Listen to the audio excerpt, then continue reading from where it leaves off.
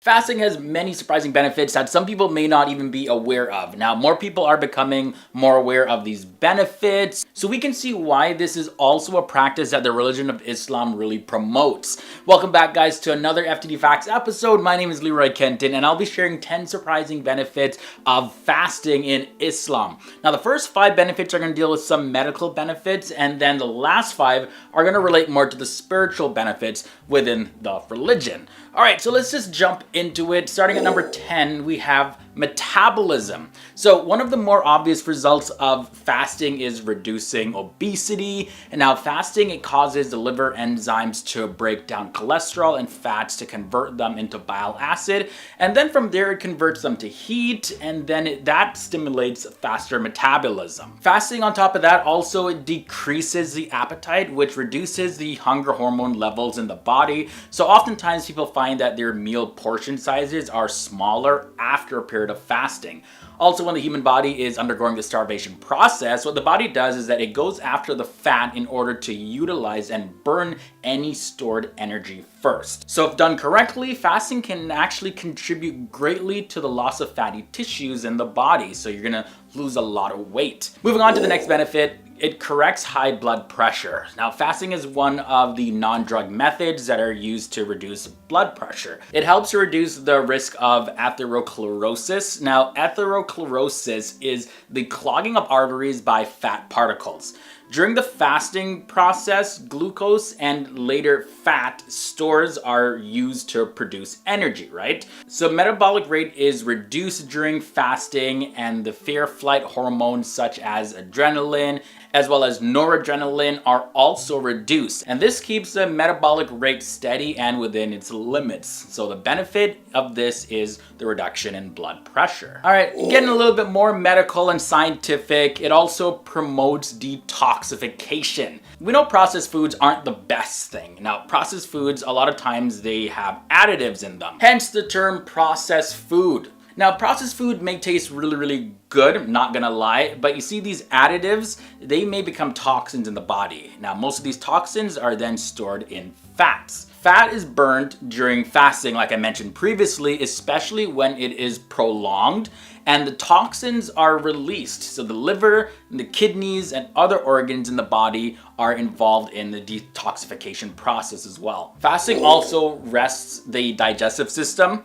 Now, during the fasting process, the digestive organs actually get to take a break and just chill a little bit, you know? The normal physiological functions continue to happen, especially the production of digestive secretions, but they happen at a very reduced rate. Fasting helps to maintain balance of fluids in the body, and breakdown of food takes place, but at a steady rate. Now, the release of energy also follows a gradual process. Fasting, however, does not stop the production of acids in the stomach. So this is a reason why people that have peptic ulcers are advised to be extra careful when fasting. And some medical experts say that they shouldn't be fasting at all. Now, the next thing to know is that fasting also really affects the function of cells, genes, and hormones.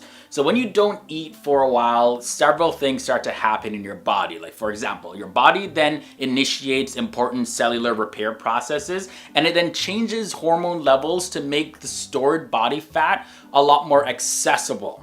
So here's some of the changes that happen in your body when you fast. This is pretty interesting. When it comes to insulin levels, the blood levels of insulin drop significantly, and this helps to facilitate fat burning. Then there's also the effect on the human growth hormone. So the blood levels of growth hormones may increase as much as 5 times. Higher levels of this hormone facilitate fat burning as well as muscle gain, and it has many other benefits that I'm not gonna take the time to mention in this episode. You have to just Google that or something. The body starts to induce important cellular repair processes such as removing waste material from the cells.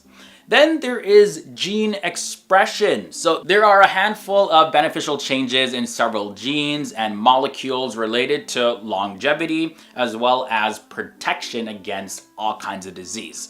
So many of the benefits of fasting are related to these changes in hormones, gene expression, as well as function of cells. So guys, we reach halfway in this episode. If you're enjoying this one so far and you're learning a lot, you're finding it interesting, be sure to leave a like on this video. And if this is your first time stumbling across FTD facts, this is how we do it. So hit that subscribe button, ring that bell, that way you'll be notified of our daily episodes. That's right, you can come back to this channel every single day to learn something brand new about our world, countries, culture, religion, people all over the planet. So if those topics interest you, definitely stick around for a while. We're on our road to 1 million subscribers, so definitely keep sharing these videos as well.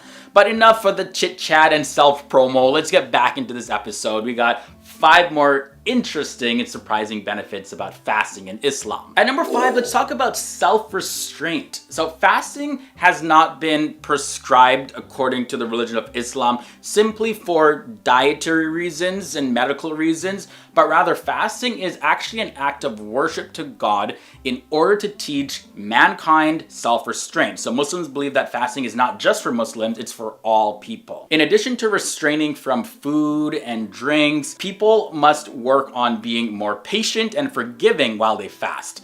Muslims are required to refrain from all kind of useless talk and gossip. They're compelled to be kinder and more generous to others, as well as utilize and construct their time a lot wiser. So the person fasting becomes more aware of their words and their actions. The benefit number 4 is self-esteem. It's believed that the practice of fasting allows Muslims to grow spiritually and also grow socially. There are numerous benefits to fasting, and it's even documented and highly encouraged by many professionals. So one of the benefits, like I mentioned, is self-esteem, because it is intended to remind Muslims of their purpose in this life, which is to worship and surrender to the will of God. Now this really boosts a Muslim's confidence, as well as it purifies them from any sort of self-centered behavior, and it leads to an overall more content life. The next benefit of fasting in the religion of Islam is it actually may help overcome addictions. So similar to the benefit number 5 on self-restraint, some experts show that fasting can actually help addicts reduce their cravings for things like nicotine, alcohol, caffeine, as well as other substances that they abuse. Although there are other practices to reduce addictions, fasting can actually play an important role. But despite having all of these benefits, so it's important to mention the flip side of fasting, because it may cause reduction in body water called dehydration. So this can lead to headaches, and it can even trigger migraines in those who are predisposed to those kind of things, as well as pregnant women, nursing mothers, and people who are malnourished, and people who have renal or liver problems are advised not to fast. So you definitely also want to check up with your medical professionals. Fasting does have its benefits, but again, like everything, it needs to be done in a certain way for you to maximize it. Fasting helps to promote a healthier brain and cognitive function. So during the fasting process, the blood in the human body is actually filled with more endorphins, and then in turn it gives you a feeling of well-being and great mental health. And the overall effects of fasting has a similar impact on the brain as like physical exercise.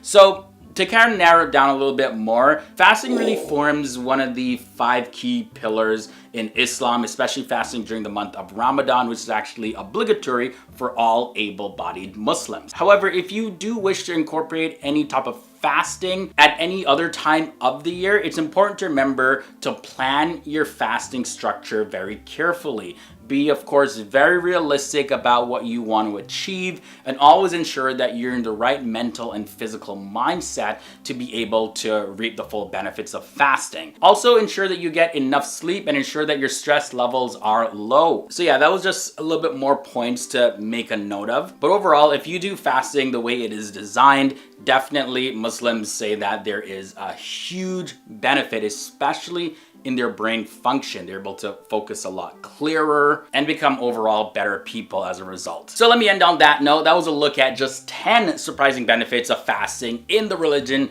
of Islam. Be sure to leave your thoughts and comments down below. I want to hear you all join in on this conversation. I know sometimes fasting is seen as a thing, it's like completely useless. Other times people get very irritable when they fast. I know I fasted before and I've seen a lot of benefits, and at the same time I have done fasting incorrectly where I just was completely annoyed with life and everything. All right, so I'm gonna get out of here, guys. Be sure to check out the video that's gonna be at the end screen, especially if you enjoyed this one. I don't want you to miss that one. I'll leave it to that. Happy fasting if you are fasting during the month of Ramadan.